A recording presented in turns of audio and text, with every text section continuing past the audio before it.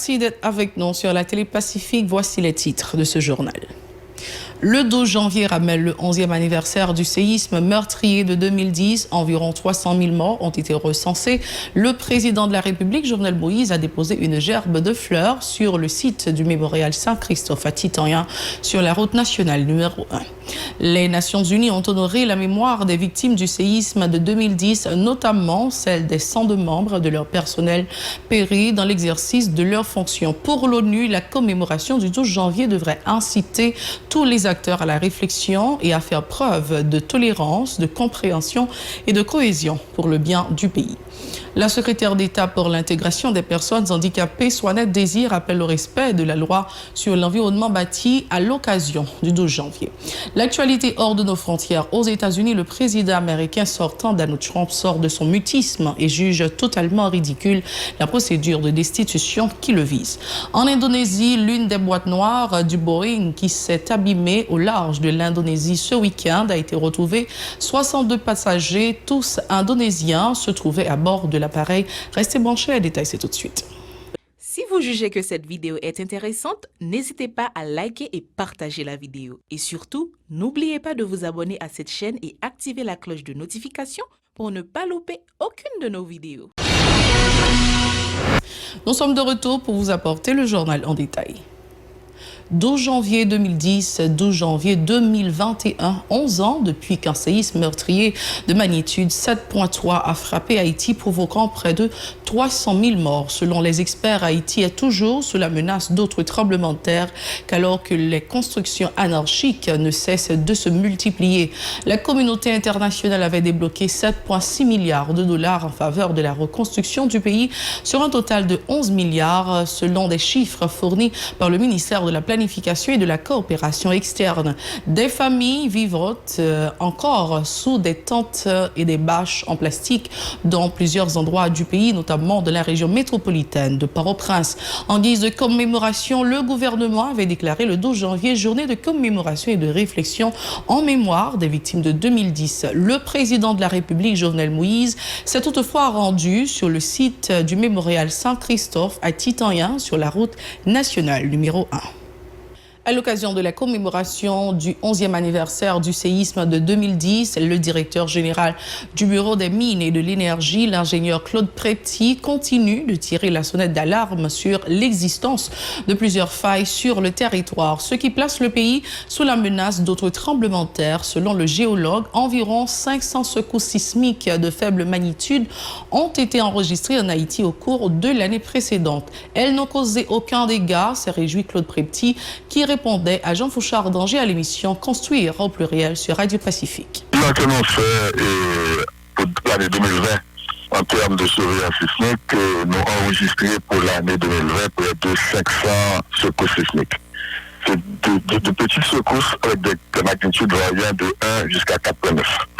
C'est des magnitudes qui vont capable de faire des dégâts, parce que des dégâts, nous constatons à partir de 5, 6, 7, etc.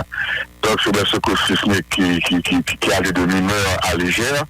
Donc, nous avons enregistré près de 500. Et moi, que nous avons enregistré, plus petit secousses, c'était 24 secousses par mois. Et moi, qui était plus secousses, c'était en avril, de 64 séismes. Et si nous prenons une moyenne pondérée sur l'ensemble des 12 mois de l'année, nous sommes capables de dire que nous avons une moyenne de près de 42,5, de 41,5 séismes par mois. Ce qui veut dire que le terre a toujours tremblé, même si que nous pas senti secousses, et bien il y a des secousses qui sont perceptibles à l'homme, nous pas senti que le terre a tremblé, mais appareil que nous avons enregistré, et que nous avons de noter, de pas information, de noter, pour sortir le bilan. Donc, l'information, c'est du fait que tu as tremblé un certain nombre de fois dans l'année, et nous mettons en son cap, et puis ça, tu secoues ça, donc ça permet de nous voir qui zone cap secoué, qui zone cap dégager énergie. Après, c'est pour nos reconnaissances de failles actives qui traversent le pays, donc nous voyons que ce secoues ça n'est pas aligné seulement tout au long de failles actives, ce qui veut dire que c'est la faille qui t'a libéré l'énergie. Mais nous voyons que ce coup-ci est éparpillé sur l'ensemble du territoire. Donc, il y a des zones où il y a des failles là-dedans, et puis ça peut localiser. Ça veut dire que non seulement il y a des failles majeures, capables séismes, mais il y a des failles secondaires qui sont un petit peu partout éparpillées sur l'ensemble du territoire national. Les Nations Unies honorent la mémoire des victimes du séisme de 2010, notamment celle des 102 membres de leur personnel péris dans l'exercice de leurs fonctions. L'ONU rend également hommage aux 300 000 blessés et salue le courage ainsi que la résilience d'1 500 000 personnes déplacées suite au tremblement de terre qui avait une magnitude de 7,3 sur l'échelle de Richter. Pour l'ONU, la commémoration du 12 janvier devrait inciter tous les acteurs à la réflexion et à faire preuve de tolérance, de compréhension et de cohésion pour le bien de ce pays, selon une note portant la signature de la représentante spéciale du secrétaire général des Nations Unies en Haïti, Hélène Miguer-Lalim.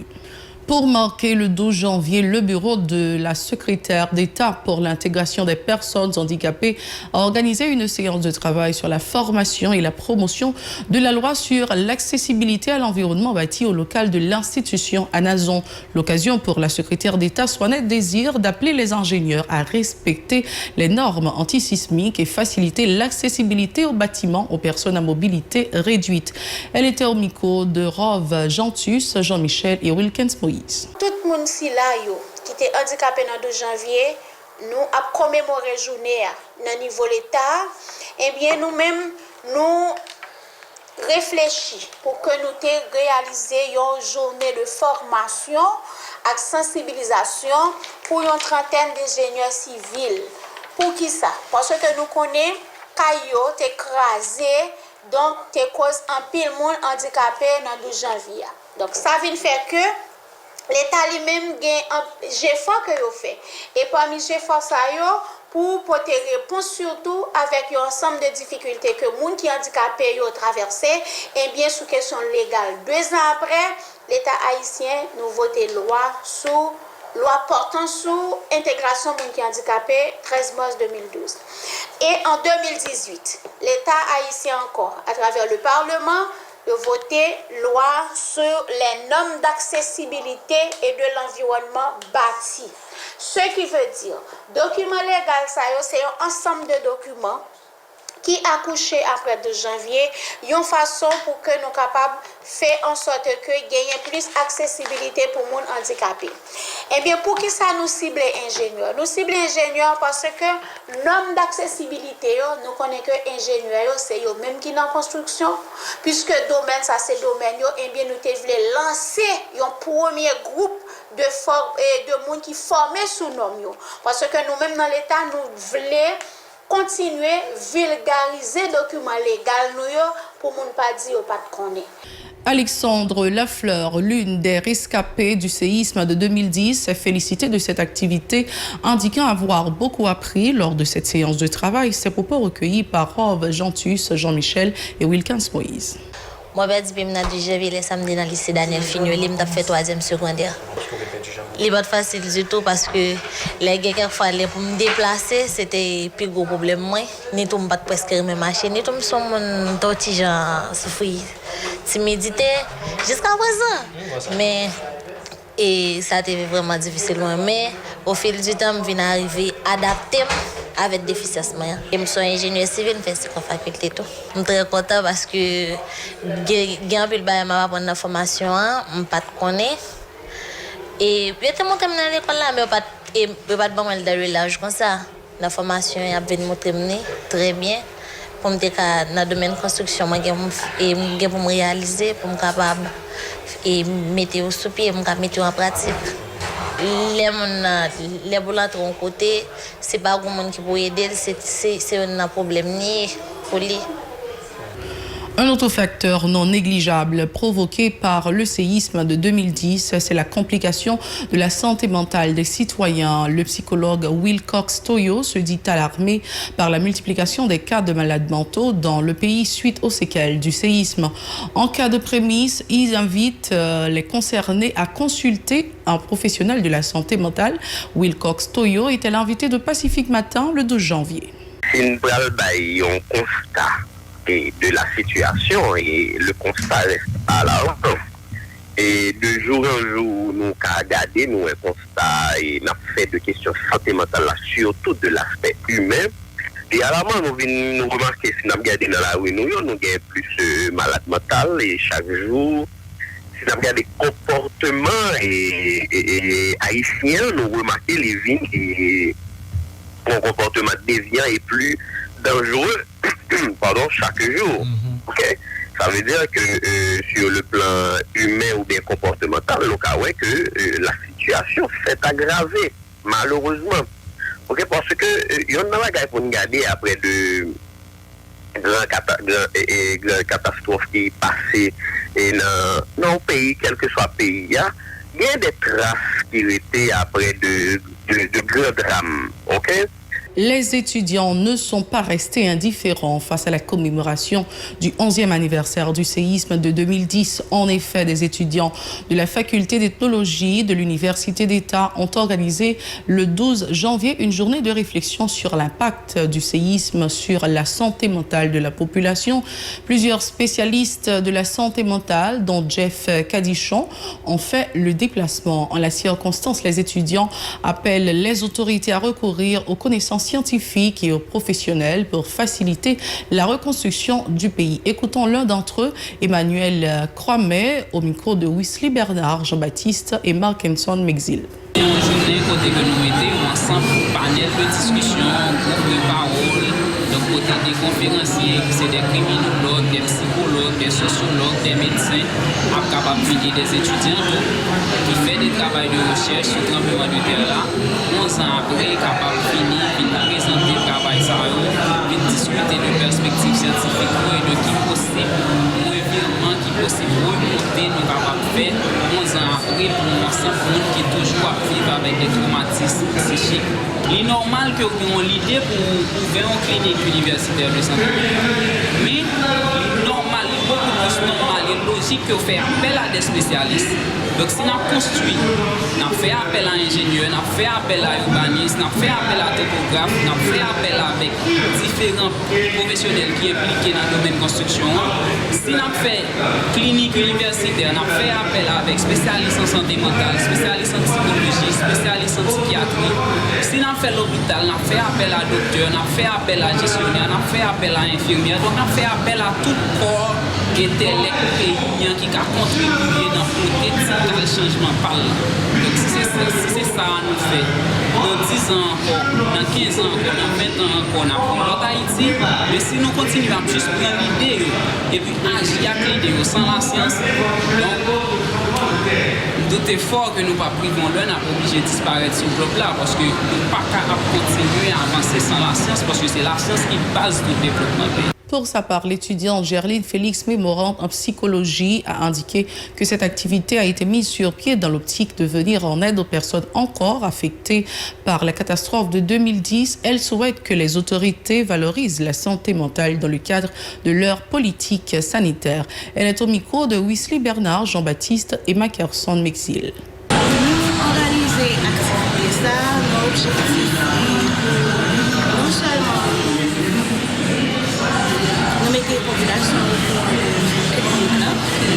qui existent dans l'espace technologique, c'est une santé mentale, et puis tout pour nous capables de montrer que c'est ici du janvier. C'est vrai que des blessures somatiques, blessures encore guéries, mais des blessures psychiques qui vraiment peuvent guérir.